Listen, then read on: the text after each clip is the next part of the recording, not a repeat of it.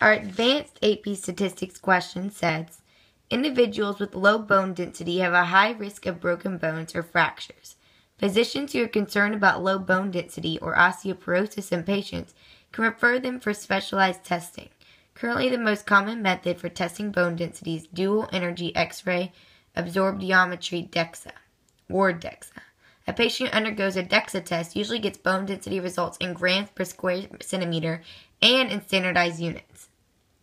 Our character Judy, who is 25 years old, has her bone density measured using DEXA. Her results indicate a bone density in the hip at 948 grams per centimeter squared. Let's highlight that.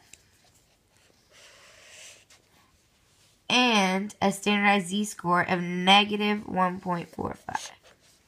In the reference population of 25-year-old women like Judy, the mean bone density is 956 grams per centimeter squared. Judy hasn't taken a statistics class in a few years. We're going to explain to her in simple language what the standardized score tells her about her bone density. Judy's standardized score is negative 1.45. The mean, here's our curve for this data right here, is 956. The Z-score means how far away she is from the mean. And when it's negative, it means she's below the mean. If it was positive, she would be above it. So she's a whole 1.45 standard deviations above the mean. Right in this area is 34% of the data. So she's already lower than about, and this is 50. So she's already lower than 84% of the people. So she has a pretty darn low bone density. So she probably has a lot of fractures and broken bones and stuff like that at risk for osteoporosis if she doesn't already have it.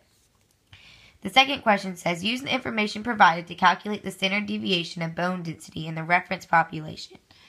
Here's my work. I have negative 1.45. I used the formula actual minus mean over standard deviation equals Z.